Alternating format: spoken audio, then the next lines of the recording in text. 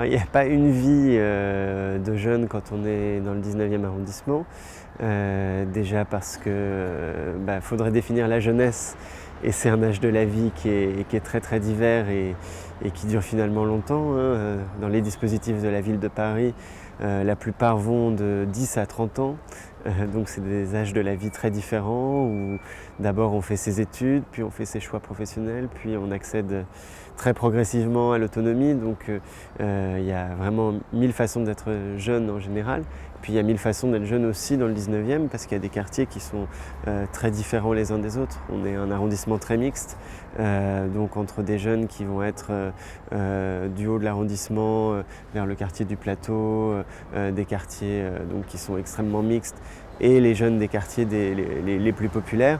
Ça va être des styles de vie, des modes de vie, des aspirations qui sont différentes. C'est une jeunesse qui à la fois est confrontée aux grandes difficultés qu'on connaît dans ces quartiers, avec un taux de chômage des jeunes encore plus élevé qu'ailleurs, avec tout un tas de tensions qu'il peut y avoir ici ou là sur des problèmes de vivre ensemble, sur la connaissance aussi des différentes cultures qui cohabitent dans un quartier.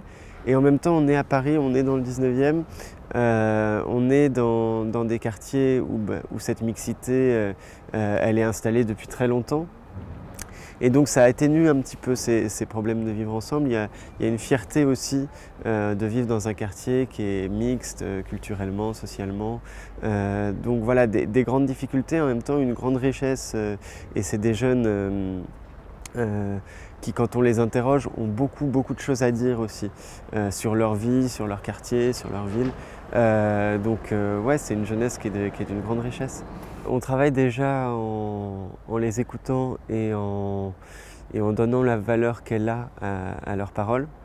C'est-à-dire que c'est des jeunes qui ont assez l'habitude qu'on parle à leur place, qu'on les voit comme un problème à régler.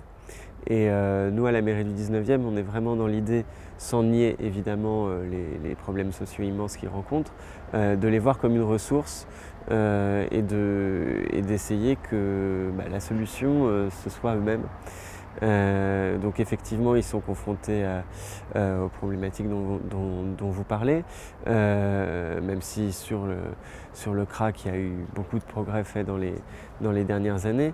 Mais effectivement, c'est très difficile aujourd'hui pour les jeunes en général et encore plus dans les quartiers populaires de trouver un emploi. On sait qu'il y a un phénomène qui existe de discrimination aussi en fonction du quartier d'origine, certains employeurs qui ont intégré à tel point les problèmes de ces quartiers qu'ils craignent d'embaucher des jeunes de ces quartiers. Donc ça, il y a eu beaucoup de choses qui ont été mises en place. Et puis, les jeunes sont effectivement dans des situations difficiles. Est-ce qu'ils sont délaissés à l'échelle de leur quartier? Je ne pense pas.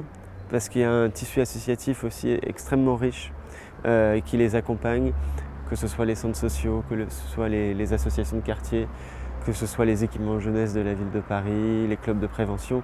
Voilà. Il y a l'avantage aussi d'être dans un quartier qui relève de la politique de la ville, qui fait qu'il y a de nombreux acteurs qui sont là et qui travaillent dans l'intérêt des jeunes de ce quartier. Tout l'enjeu pour l'élu que je suis, c'est de les faire travailler ensemble et que tout le monde parle d'une même voix.